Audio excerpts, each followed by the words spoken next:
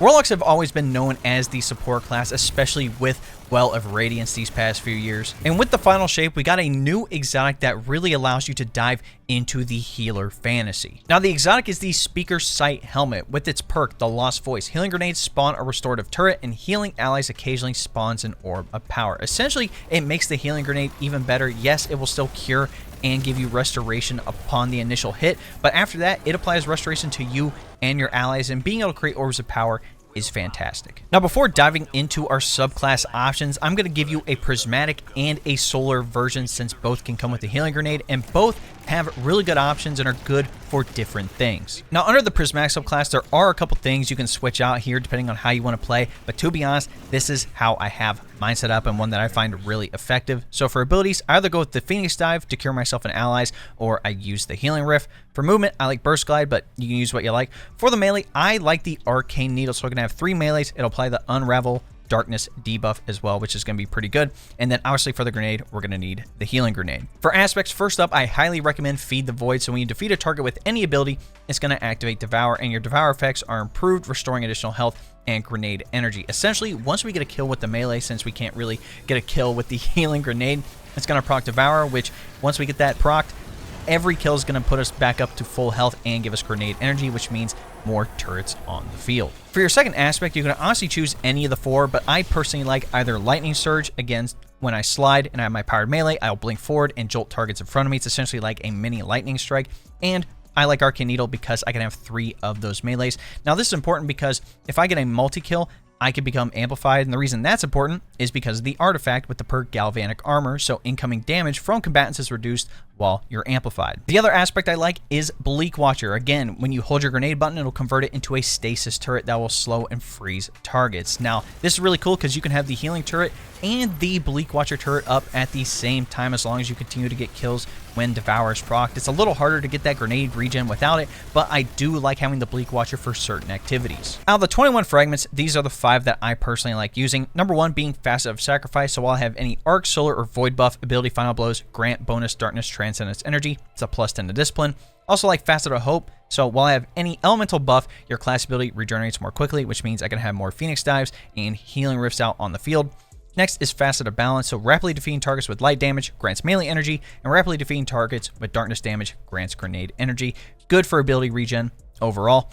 Next, I like Facet of Protection, especially when I'm using Lightning Surge. So while surrounded by combatants, you're more resistant to incoming damage. While Transcendent, the effect is increased. That's a +10 to Strength. And lastly, I like Facet of Solitude. So landing rapid precision hits emits a severing blast from the target. While Transcendent, the severing blast is bigger. Essentially, once you sever a target, their damage is significantly reduced. And if you defeat a severed target, it will turn into a Tangle. Now, if you did want to switch one of these out, I would recommend Facet of Purpose. Essentially, when you collect an Orb of Power, it's going to give you a buff based on the super you're using, and in this case I'm going to be using Song of Flame. It makes your abilities a lot stronger. You can spam those abilities and makes your grenade a sentient flame wisp. It's fantastic. Plus, you and nearby allies regenerate abilities more quickly, are more resistant to incoming damage, and your solar and kinetic weapons scorch targets. So it's a good support super overall, and in this case with Faster Purpose, when we collect Orbs of Power, it's going to give us restoration. Now, under the Dawnblade subclass, for your super, you can obviously choose Song of Flame if you'd like, or if you need to use Well of Radiance if you're in a specific activity, I would highly recommend it. For abilities, I like the Phoenix Dive here, so it can cure me and my allies, plus there's going to be a bonus with this when we get to the fragments. Next, Burst Glide for movement, but you can use what you like.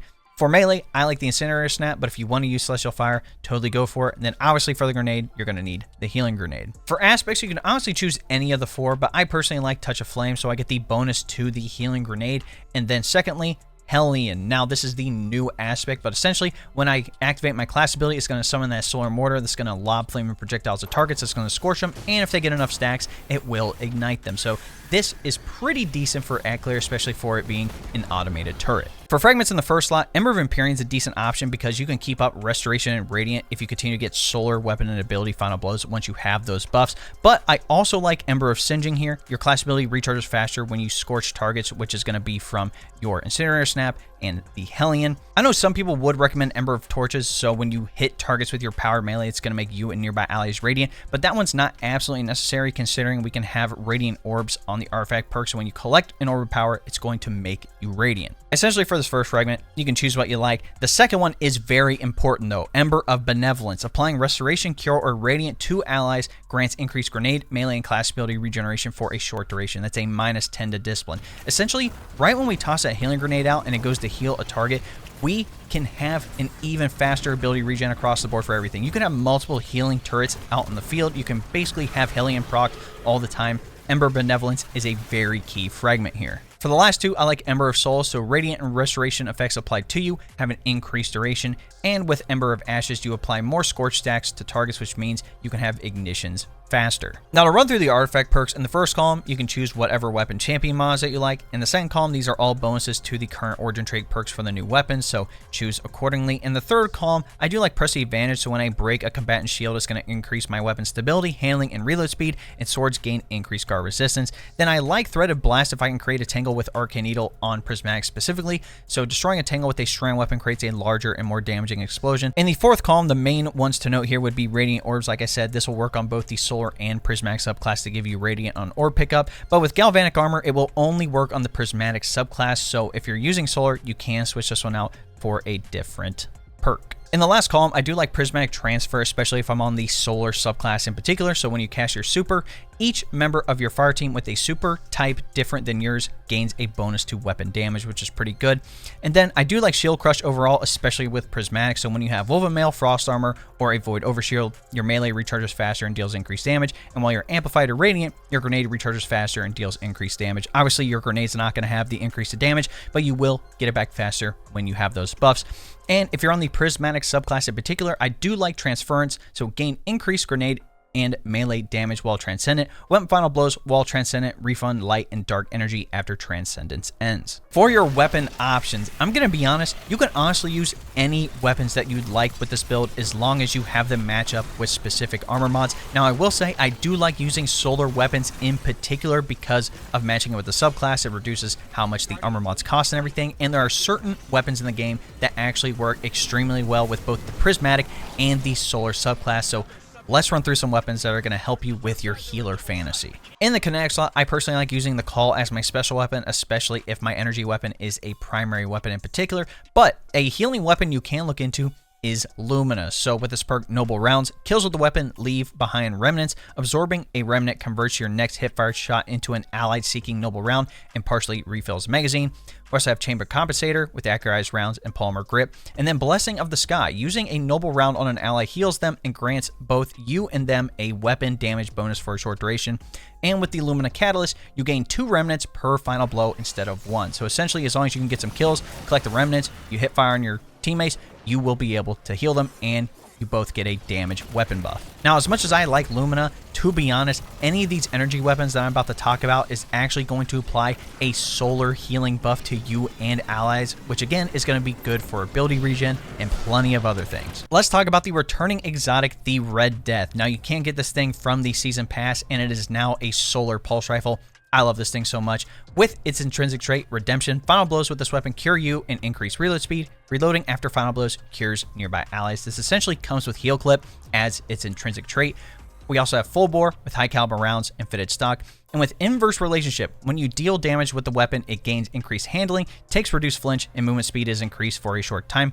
When you are at reduced health, this weapon deals additional damage, and it does have a catalyst coming later that's basically going to improve the healing factor of the weapon. Now, if you don't want to use Red Death, like I mentioned, there's a perk called Heal Clip that can roll on some solar weapons. So I have this Luna's Howl here, for example. Heal Clip essentially reloading shortly after dealing a final blow grants cure to you and nearby allies. It gives you cure ×2, and it gives your team cure ×1, which again can be applied. Pairing this with Incandescent is really good, especially on the solar subclass, but any weapon that can come with Heal Clip will work here. Now, the last weapon I'm going to mention is the No Hesitation. This is the new auto rifle from the Pale Heart that can be crafted, and it has a new intrinsic frame, which is Support. So flexible and agile frame capable of healing allies and hurting foes. Harming targets builds a restorative charge. Hip firing at allies while this weapon is charged heals them with rapid healing, increasing weapon damage, and bestowing restoration to your allies. Now, the other reason this weapon is fantastic is because it can come with incandescent since it is a solar weapon, so that's going to be good overall, but it has two other perks that are really good for support. Number one being Psychic. Rapidly healing allies grants restoration to you and your allies. So with this perk, not only are you going to be healing the allies with the hip firing support frame, you're going to be healing yourself as well. And in trade column number 2, there's a new perk called Circle of Life. So rapidly healing allies grants this weapon a period of increasing damage. There are a lot of cool perks that could come with this auto rifle.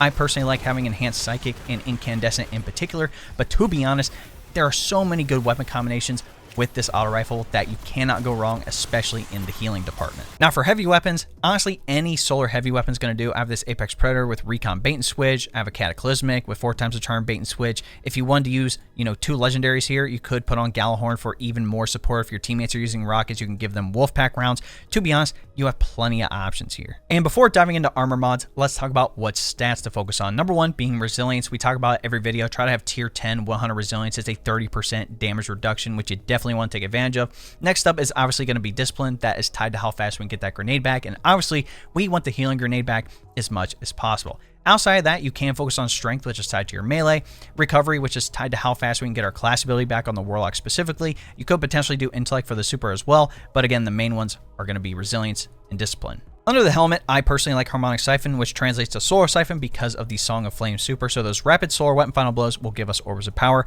I like Heavy Ammo Finder or switching out for Special Ammo Finder depending on what activity I'm doing, and I like Radiant Light for team activity, so casting your super causes nearby allies to also increase their current armor charge by 1. Allies that have a different super element than you increase armor charge by 2. On the gauntlets, I like double impact induction, so when I cause damage with my melee, it's going to give me a reduction to my grenade cooldown, and with focusing strike, when I hit a target with my power melee attack, I'll get my class ability back faster. On the chest piece, I like Harmonic Reserve, so I get more ammo for my solar weapons. And then to be honest, whatever resistance mods that you want to use, you can switch these out depending on what activity you're doing. On the boots, I like Recuperation as a just in case thing, so when I pick up Orbs of Power, it's going to give me health back, but I do switch it out for Innervation if the activity is a little easier and I can survive. Essentially, when I pick up Orbs of Power, it's going to reduce my grenade cooldown. And then I'm using double Solar Weapon Surge. So your solar weapons gain a small bonus to damage while you have any armor charge. Your armor charge now decays over time. Essentially, when you collect Orbs of Power, you can gain armor charges. With this build, you can have a maximum of 3. And with any of these blue mods, it puts a 10-second timer on the armor charge. So at 3 armor charges, we can have 30 seconds of bonus weapon damage. On the class item, I like Time Dilation, so that decaying armor charge has a longer duration. So that 10 seconds that I mentioned actually gets bumped up to 15 seconds. So at 3 armor charges, we have 45 seconds of that bonus weapon damage. Also like Reaper here. So after I use my class ability, within 10 seconds, as long as I get a weapon final blow, it will spawn an Orb of Power. And then I also like Bomber. So when I use my class ability, it reduces my grenade cooldown. To be honest, it doesn't really matter how you have this build set up, whether you want to use the Prismatic or Solar subclass, whether you want to use weapons that can heal your allies or not. This build is still going to be good overall. If you really want to dive into the healer fantasy, you're putting on the Solar subclass, you put on No Hesitation, you're tossing out healing grenades, you're proccing the Hellion constantly, you're getting those abilities back really fast as long as you heal your allies with No Hesitation or Heal Clip or Red Death. It's insane how fast you get those abilities back. Or if you hop on Prismatic and you just want to be clear, you want to have access to Transcendence and gain buffs from the artifact even more, you totally can. Cater your healer fantasy to whatever you like. But that, ladies and gentlemen, is my Speaker Sight Warlock builds. Let me know what you guys think in the comments. I'm actually going to put the dim link for both the Prismatic and Solar builds in the description. So if you want to copy everything that I'm using, down to the subclass, the armor mods, the weapons, even the drip if you would like, that'll include shaders and ornaments as well. Go ahead and copy it, test out for yourself, and come back to this video and let me know what you like using. Like I said, you got plenty of options to choose from.